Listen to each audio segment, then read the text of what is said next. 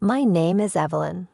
I'm 38 years old, and I was raised by a devoted single mother after my father died when I was in kindergarten. Despite our financial struggles, the three of us found joy and contentment in our small family unit. Growing up in these circumstances, I developed frugal habits that carried into adulthood. Even when I earned a decent salary, I married Albert, a wealthy man whom I met through mutual friends. He was kind and introduced me to a lifestyle I had never imagined, but our marriage soon revealed deep differences in our views on money and gender roles. Albert envisioned a traditional home where I would be the homemaker, but I was committed to maintaining my career and financial independence. Before we married, Albert had hinted at his desire for me to take on traditional domestic roles. Still, I made it clear I wanted to continue working, at least until we decided to start a family. I saw it as financially prudent, and eventually he agreed, albeit reluctantly. Once married, the reality of juggling work and household responsibilities became overwhelming. I was a full-time employee, yet my days were filled with endless chores, leaving us little time to nurture our relationship. Albert, on the other hand, settled comfortably into the role of a traditional husband, contributing nothing to the household chores. He would come home to enjoy dinner and relax while I managed everything else. This imbalance began to strain our marriage, making me wonder if this was all there was to our union. Despite my growing dissatisfaction, I hesitated to express my feelings, fearing Albert might pressure me to quit my job. I had hoped that having children might improve our relationship, but as our connection waned, I doubted the feasibility of expanding our family. Feeling a sense of urgency, I finally broached the subject with Albert, suggesting we consider starting a family soon. His response was dismissive. "Kids? You seem quite energetic for someone who's always tired from work." This interaction was a tipping point, and it wasn't long before my world was turned upside down.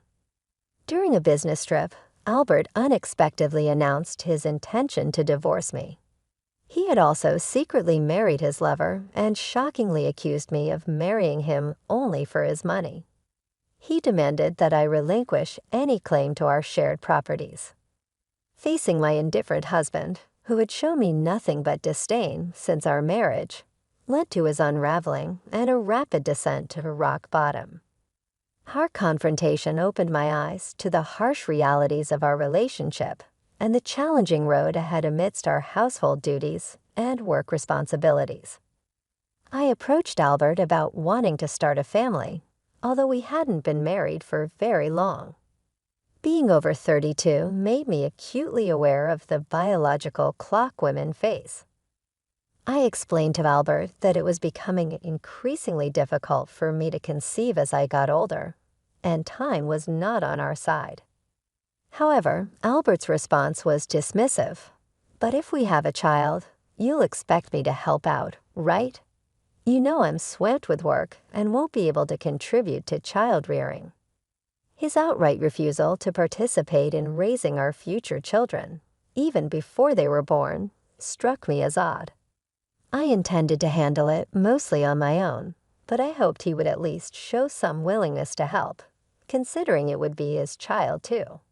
His stark reply was, "Child rearing is your job. I'm working to support the family, so I definitely won't help with the kids. You'll just end up complaining that I don't help, making me the bad guy." He even accused me of being conditioned to think that having many kids was normal because of my humble upbringing. "We're not poor, we don't need kids," he concluded, shutting down the conversation and retreating to his room. Left alone in the living room, I was overwhelmed with tears. My desire to have children was not only rejected, but my background was mocked. After this confrontation, our relationship quickly deteriorated. We barely spoke, and the dream of expanding our family seemed even more unattainable. As I continued to manage both my career and our home, working on significant projects at the office, I felt my connection with Albert growing even more distant. Then one day, as I was about to leave for a business trip, he unexpectedly wished me well and hinted at a big surprise awaiting me upon my return. His uncharacteristic kindness momentarily revived a sliver of hope in me. However, that hope was crushed when I returned. The first shock was that I couldn't open the front door. Albert had changed the locks. The second was even more devastating. He announced our divorce, claiming he had forged my signature on the papers with a friend as a witness. Inside, he handed me a document to sign which waived my rights to any property division. I protested the false accusations and insisted on a mutual renunciation of property rights, intending to document it publicly. Albert stubbornly revised the document on his computer, initiating a tense exchange. As I left our home, he continued to belittle my financial status and even threatened to discard my belongings. Several days later, Albert's urgent and flustered voice came through the phone. "What have you done?" he asked frantically. "I haven't done anything, Albert. Why are you so upset?" I responded, puzzled by his alarm. "They just kicked me out of the apartment," he explained, his voice tense. "You were still there, you know that's not allowed anymore. It's a new month, and technically, you're trespassing," I pointed out calmly. "But it's my place, don't you remember? It was a company apartment I rented. I'm the leaseholder, so obviously you can't stay there now," he argued. "That's ridiculous, Albert. How could you think it's all right to force me out without proper notice? I can't believe you didn't understand that as the leaseholder, you don't have absolute control," I said, trying to keep my composure. "I thought I made it clear you can't just change the locks on a rental property. It's not solely your house to alter at your whim," I continued, attempting to reason with him. "You should have listened. It was my lease agreement. But regardless of that, the apartment manager is the actual owner. You can't alter the locks without their consent." He shot back, still misunderstanding his rights. "Here's what you missed. I had already terminated the lease while you were busy changing the locks. I was permitted to stay there until the end of this month. I planned to return, but now you've illegally modified someone else's property, which might be seen as criminal damage," I informed him, hoping he'd grasp the severity of his actions. "Wait, why terminate it so soon? Criminal damage? Is that why there are police at my door?" Albert's voice cracked slightly. "The police might be there, but it likely isn't for trespassing or criminal damage. You should speak with them just so you know. I reported to you independently filing the divorce papers. It appears you've committed forgery and used a private document fraudulently. Remember, divorce papers require mutual consent and authentic signatures," I explained sternly as he absorbed this information. "The divorce papers you filed are void, and your supposed marriage to Judy can't legally proceed." "How did I find out about Judy? Did you assume I was in the dark? I hired a detective agency to investigate your relationship with Judy thoroughly.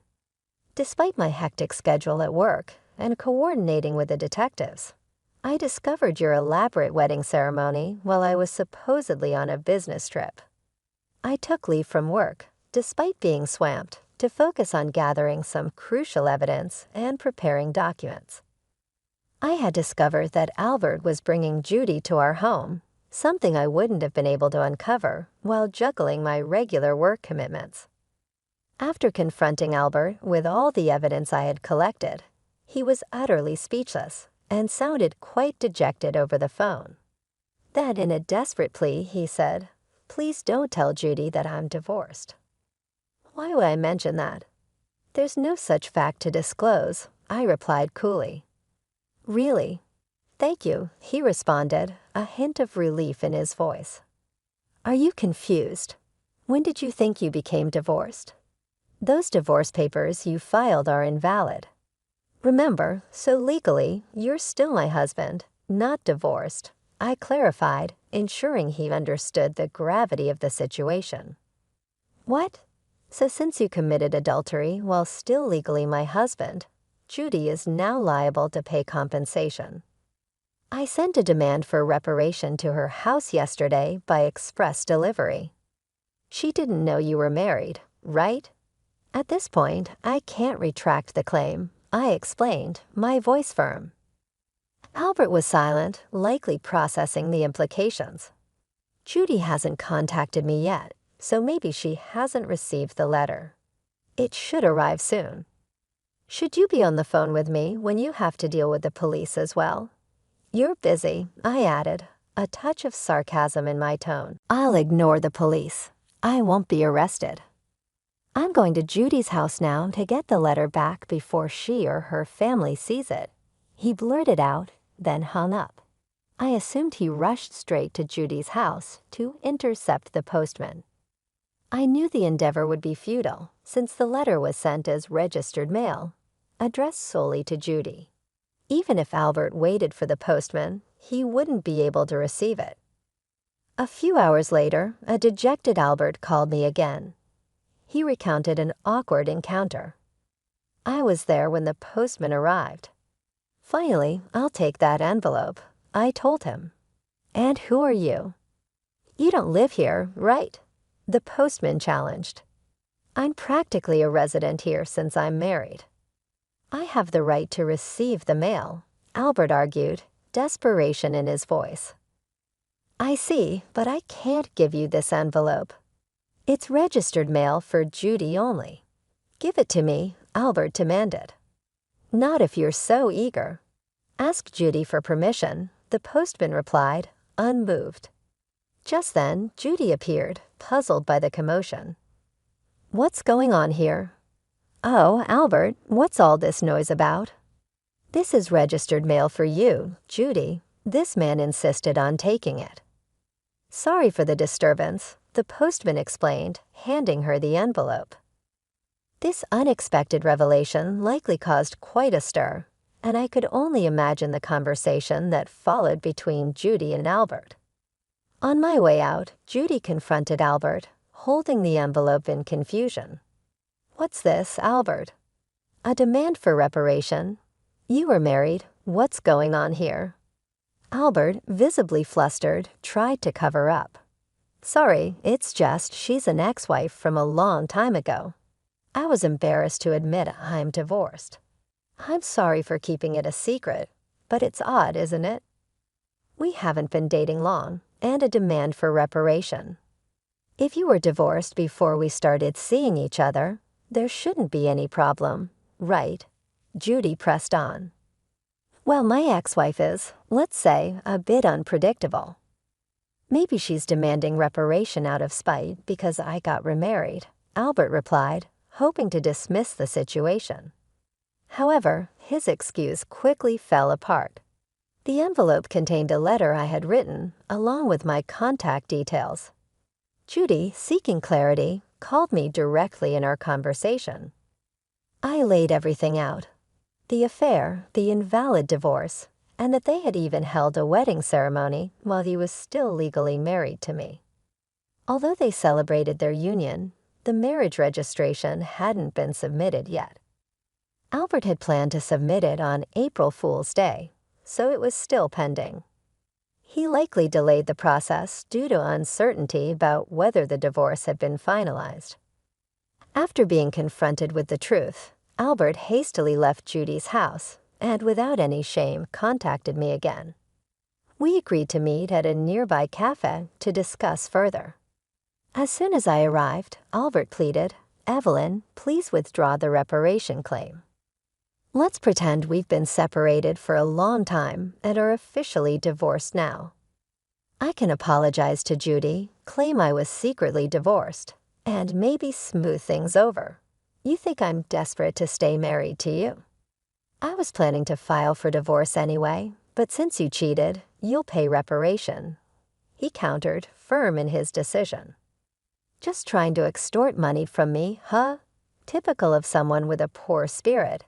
Albert snapped, reverting to insults. Depending on my response, everything can change. There's still an option where we don't divorce. If I say no, you can't reject it, meaning you can't marry Judy, and your marital status will be exposed, I explained, laying out the consequences. Fine, I'll pay the reparation. Just divorce me now. Sign here, he said, resigning to the situation.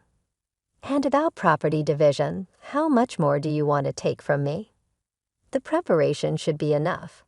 Remember we agreed to waive property division, right? So let's make it official, he added, trying to limit his losses. All right, you're not as unreasonable as I thought. Thank you, he conceded. We then went to a public notary, where we made a public document for reparation and property division, formally ending our ties and finalizing the necessary legalities. After finalizing everything at the public notary, we headed to City Hall to submit the divorce papers, officially ending our marriage. As we walked out relieved, I exchanged some last words with Albert. I'm glad we don't have to deal with dividing property, I commented, trying to keep the conversation light. What are you saying? I'm the one who benefits from that. By the way, do you even have assets after paying me reparation? Judy will also claim damages, charging you for the wedding expenses, Albert retorted, his tone dismissive. That's impossible. I'm marrying Judy. She can't claim that we're divorced now, so there should be no problem. He continued, clearly still entangled in his narrative. Albert, you committed marriage fraud. You had a wedding while still legally married to me. Do you think Judy still believes your story? I asked incredulously at his denial. Marriage fraud? That's ridiculous. Judy will believe me, he insisted, though doubt seemed to creep into his voice. Believe that if you want, but I heard from Judy directly. Also, word the guests at your wedding paid actors. You still owe them, you know, I added, revealing more of his deception. You know about that. I haven't paid them yet. What does it matter to you? You could have just taken property division and been better off, he snapped, frustrated. That's what I wanted to tell you. Even if we had divided property, you would have benefited more. I explained calmly, ready to correct his misunderstanding. What are you talking about? Poor woman, your family is poor, and you only make $210,000 a year, right? Even if you got a raise, it would be barely $225,000. You don't have any property, Albert scoffed, continuing to underestimate me. You keep calling me poor, so I thought you might be mistaken. Yes, my salary was indeed $130,000, but you know I work for a foreign company, right? It's not $130,000 per year, but per month, $210,000 per month, making my annual income $252 million. I corrected him, revealing the true extent of my financial success. You're still bad with numbers. How do you manage to keep a job? It's $200,000 a year, Albert mumbled, confused. $200,000? That can't be true. Of course, I haven't had the chance to spend such an amount, so I've been saving it for the future. The savings from before our marriage aren't part of the property division, but there's still a considerable amount. Since our marriage, I could have received half of that in the property division. You were my husband, after all, I pointed out, dismantling his assumptions. I'll get the divorce papers corrected. Are you okay? After all the contempt, do you think I'd gladly undo the divorce? If you had that much money, you don't need to claim reparation, right? He asked, his voice a mix of disbelief and resignation. After finalizing the divorce and dealing with the fallout, Albert looked bewildered and a little desperate. It's just a small amount for you. He tried to downplay the reparation for the mental anguish he had caused me. He who laughs at 1 cent will weep for 1 cent. I responded firmly. "This reparation is for the emotional distress you caused me. Honestly, I would like to claim more. And since it's official now, make sure you pay it, even if it's in installments. I'll be left with nothing. And don't think about going back to that apartment. Your belongings have already been moved to your parents' house by now. You thought I had few belongings, but that was because I had already moved most of them. Were you really that indifferent to notice?" I continued, pointing out his oversight. "I can have so little. So now I have to go back to my parents' house. They don't know anything yet." "Do they? Let me explain." "Don't say anything." "I've already told them everything. It's only right to explain why we're divorcing." "Oh, and your father said, 'Don't ever step over our threshold again,'" I said, cutting him off. Overwhelmed, he slumped down, and I left the cafe. Later, I heard he caused a scene at the police station. Ignoring my advice, he returned to the apartment, sitting aimlessly in the space until the manager called the police, and he was taken away. It wasn't clear if it was for obstructing public duties, trespassing, or for the falsified divorce papers. Eventually, his parents took responsibility for him. After speaking with me and learning about Judy, they decided that apologizing and paying damages to Judy's family was the priority. They went to Judy's house, knelt in front of her family, and settled everything without pressing charges for marriage fraud, even covering the wedding expenses. I had expected them to sue, so it was disappointing when they didn't. Therefore, I decided to pursue legal action against him for forging the divorce papers. Albert offered a settlement, but I didn't withdraw the lawsuit. I didn't want him to think that everything could be resolved with money. I wanted him to be convicted and truly understand the gravity of his actions, even if it cost time and money. I handed everything over to my lawyer, so it wasn't too burdensome for me. Despite it taking time, Albert was exposed for his actions and the marriage fraud. His company couldn't keep him on after he was detained by the police and subsequently absent without leave. He was eventually fired. He ended up living at his parents' home, working all day at a relative's construction company. His father took all his earnings, leaving him without any income. Albert's parents turned out to be more stringent than I anticipated. They compensated me for the emotional damage and paid Judy for her losses.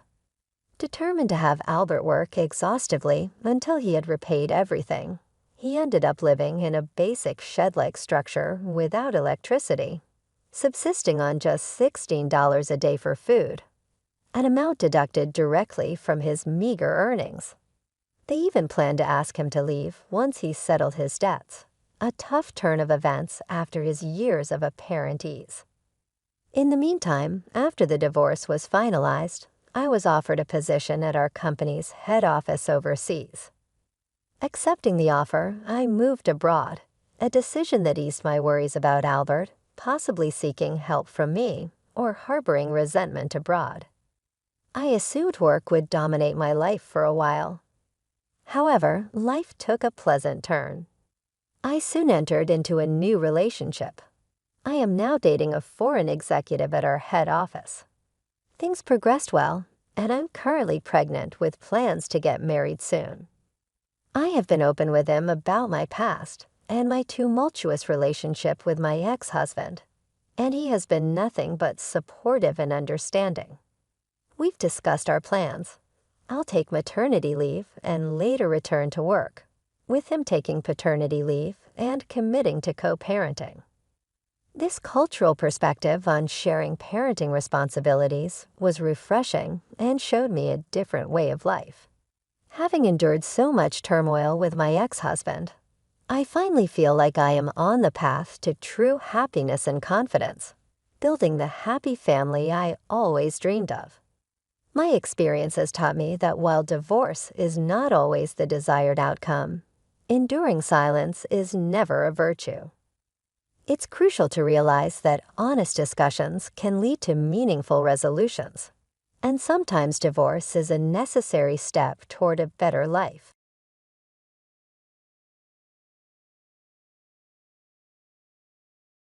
You get nothing. Amanda's voice echoed through my living room as she waved the wedding invitation in my face. James is marrying Olivia next month, and guess what? No divorce, no property division. You're just getting kicked to the curb. She was practically bouncing with glee as she delivered the news that my husband of 8 years planned to marry his mistress without divorcing me first. I took a slow sip of my coffee, letting the familiar warmth steady my hands. Thanks for telling me, I replied calmly, watching confusion flicker across my sister-in-law's face. She clearly expected tears, maybe some screaming or begging. Instead, she got a smile that seemed to unnerve her more than any outburst would have. My name is Sofia Martinez, and at 34, I had just learned that my husband thought he could start a new life without legally ending our marriage. What Amanda didn't know, what none of them knew, was that I'd been preparing for this moment for the past 6 months. That's it. Amanda pressed, clearly disappointed by my lack of reaction. Did you hear what I said?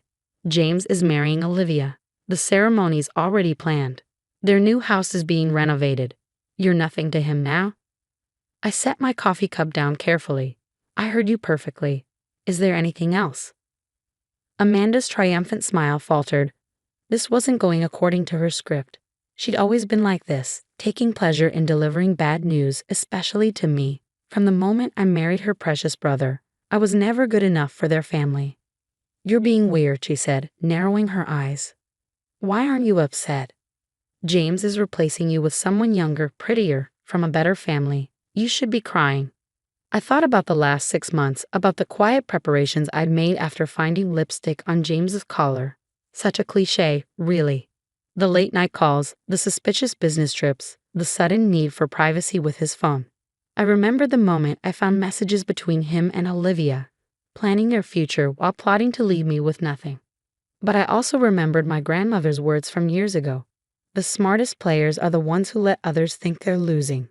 Amanda, I said, standing up and smoothing my skirt. Thank you for bringing this to my attention. I appreciate you taking the time to deliver the news personally. She took a step back, thrown by my composure. You're up to something, she accused. I know you. You're planning some kind of scene at the wedding, aren't you? I laughed softly. No scenes, no drama. I genuinely hope James and Olivia will be very happy together. Mom was right about you, Amanda spat, gathering her designer purse. You never deserved James. You're not even fighting for him. As she stormed toward the door, I called after her. Amanda, tell James congratulations from me. The door slammed behind her, and I waited until I heard her car start before pulling out my phone. With steady fingers, I dialed a number I'd memorized months ago. Mr. Wilson, it's Sophia. Everything's proceeding exactly as we expected. They've set a wedding date for next month. I paused, listening to his response. Yes, Amanda just left. She was kind enough to show me the invitation. No, they still have no idea. Yes, I think it's time to move forward with the next phase. I hung up and walked to the window, watching Amanda's car disappear around the corner. She'd run straight to James, telling him how strangely I'd behaved, how I must be plotting something. They'd worked themselves into a frenzy trying to figure out my angle, but they were looking in the wrong direction entirely. Opening my laptop, I checked my email. The confirmation I'd been waiting for had arrived. All the documentation was in order. Every transaction James had made in the past year, every account he tried to hide, every piece of evidence of his relationship with Olivia, all of it carefully cataloged and verified. I opened the safe hidden behind our wedding photo, ironic placement, really, and pulled out the small leather notebook where I'd kept my own records. 6 months of careful planning, of playing the unsuspecting wife while quietly building my case. James thought he was so clever, planning his new life with Olivia, thinking he could simply walk away from our marriage without consequences. My phone buzzed with a text from Amanda. Whatever you're planning, it won't work. Just accept that you've lost. I smiled at her message, thinking of the meeting scheduled for tomorrow morning. James, Olivia, and their perfect plans were about to hit a wall they never saw coming. Sometimes the best revenge isn't making a scene or fighting back. It's simply being prepared. Setting the phone down, I walked to our bedroom, soon to be just mine, and began methodically removing James' expensive suits from the closet.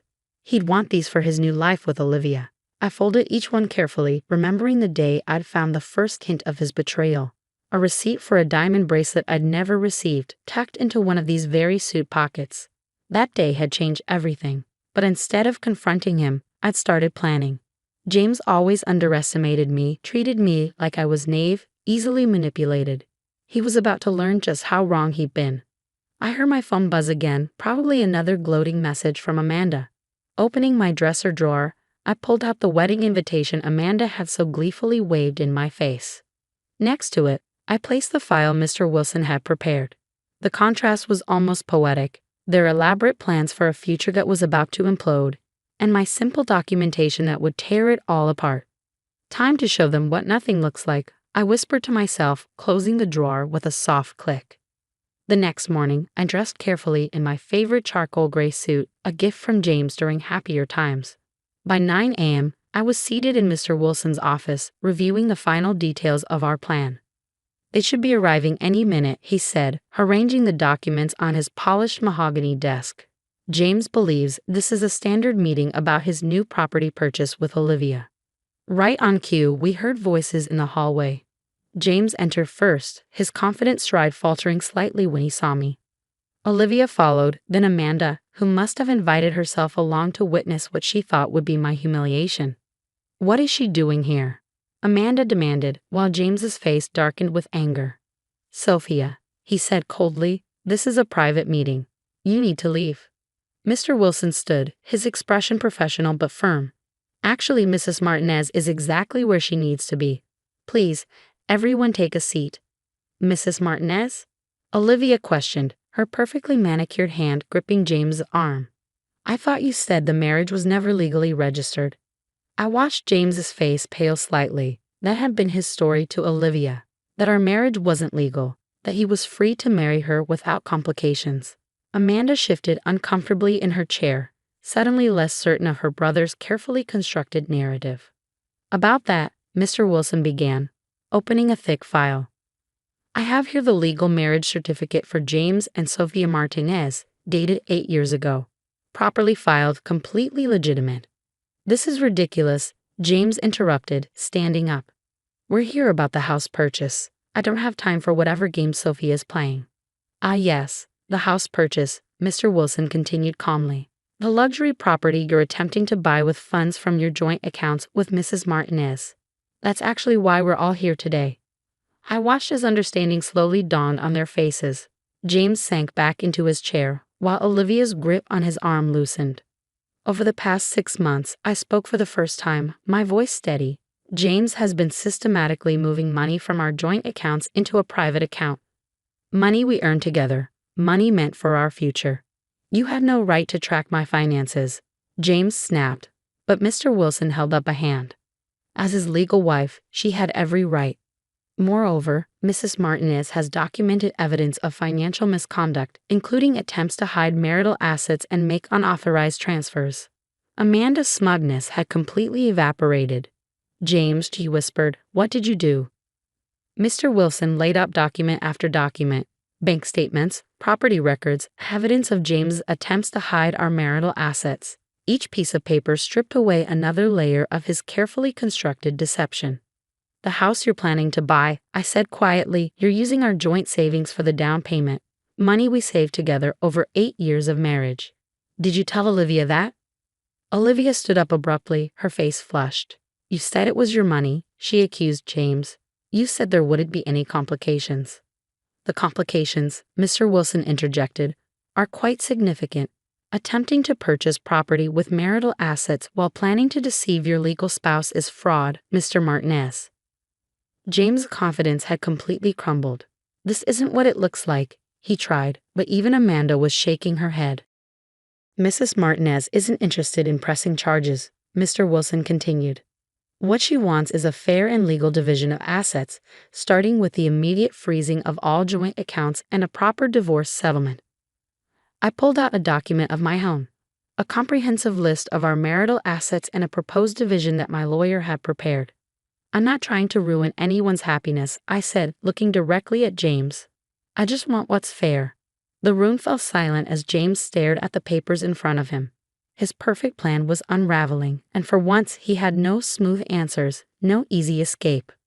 If you refuse to cooperate, Mr. Wilson added, Mrs. Martinez is prepared to take this matter to court, where all of this would become public record. I watched as Olivia gathered her designer handbag, her engagement ring catching the morning light. We'll discuss this later, she said to James, her voice icy. I need to make some calls. As she left, Amanda stood up too, looking at her brother like she was seeing him clearly for the first time. Mom's going to have a fit when she hears about this, she muttered, following Olivia out. James and I were left alone with Mr. Wilson. The silence stretched between us, heavy with 8 years of shared history and 6 months of betrayal. Why didn't you just talk to me? He finally asked, his voice hoarse. Why all this secret planning? I stood up, smoothing my suit jacket. Would you have listened? Or would you have just found a way to hide everything better? He had no answer for that. As I walked to the door, I turned back one last time. I loved you, James. I deserved better than being discarded without a second thought. Leaving the office, I felt lighter than I had in months. The carefully constructed plan had worked perfectly, but more importantly, I finally stood up for myself. Amanda's words echoed in my mind. You get nothing. She had been wrong about so many things, but mostly about what nothing really meant. The weeks following the meeting brought changes I hadn't expected. Olivia disappeared from the picture entirely, apparently deciding that a man who would lie about his marriage wasn't worth the drama. Amanda, surprisingly, was the first family member to reach out. I owe you an apology, she said over coffee at a small cafe downtown. I was horrible to you, and I was wrong. I stirred my latte, watching the foam swirl. Why the change of heart? After the meeting, I did some digging, she admitted. Found out about all the lies James had told everyone, not just Olivia. He even lied to Mom about where the wedding money was coming from. She paused, looking genuinely remorseful. I was so busy being his loyal sister that I never stopped to question anything. The divorce proceedings moved forward smoothly after that. James, stripped of his bravado and schemes, agreed to a fair settlement. The joint accounts were divided equitably, and I kept our house, the one I'd helped pay for with years of hard work. One evening, as I was sorting through old photos, deciding what to keep and what to let go, my phone buzzed with a text from James's mother. Can we talk? She asked. There's something you should know. We met in her garden, the same place where James and I had taken our engagement photos years ago. She looked older and more tired than I remembered. James's father was the same way, she said quietly, pruning her roses. Always chasing something new, thinking he could outsmart everyone. I stayed, made excuses for him. You're stronger than I was. She reached into her pocket and pulled out a small key. This opens a safety deposit box at First National. I've been saving something for years, just in case any of my children needed it. She pressed the key into my hand. Use it wisely. Inside the box, I found documentation of James's father's similar schemes, hidden accounts, attempted property transfers, patterns that James had unknowingly repeated. I didn't need it anymore, but the gesture meant something. His mother had seen the signs and had prepared, just like I had. 6 months after the meeting in Mr. Wilson's office, I stood in my newly redecorated living room, looking at the space that was now truly mine. The walls were painted in colors I'd chosen, decorated with art that spoke to me. No more compromise, no more dimming my preferences to match someone else's expectations. Amanda visited regularly now, our relationship transformed into something I never expected, genuine friendship. She helped me redesign the garden, turning it into a peaceful retreat. You know what's funny? She said one day as we planted new flowers. James is the one who ended up with nothing. No wife, no girlfriend, no house. All because he thought he could have everything without consequences. I thought about that as I worked in my garden, about how nothing and everything could look so different depending on where you stood. I had lost a marriage but gained self-respect. Lost a husband but found my strength. The final divorce papers arrived on a sunny Tuesday morning. As I signed them, I remembered Amanda's gleeful declaration that I would get nothing. She had been right, in a way. I got nothing of what they thought mattered. No drama, no revenge, no public scenes. Instead, I got everything that truly counted, my dignity, my independence, and the satisfaction of knowing I had handled things on my own terms. That evening, I hosted a small dinner party, my first as a single woman. Amanda was there, along with James's mother and a few close friends who had supported me throughout everything. We raise our glasses in a toast, not to endings or beginnings, but to truth and resilience. To getting nothing, Amanda said with a wink, and gaining everything. As laughter filled my home, I thought about the woman I was 6 months ago. Listening to Amanda's cruel announcement, she had no idea that her attempt to break me would only reveal how unbreakable I had become. Looking around at the warm faces of people who had seen my true worth, I realized that sometimes getting nothing was the best thing that could happen to you. It cleared the space for something better, something real. The garden lights twinkled through the windows as night fell, and I smiled, knowing that this was just the beginning of my story. Not as someone's wife, someone's sister-in-law, or someone's disappointment, but as myself, complete and whole, ready for whatever came next. And that was worth everything.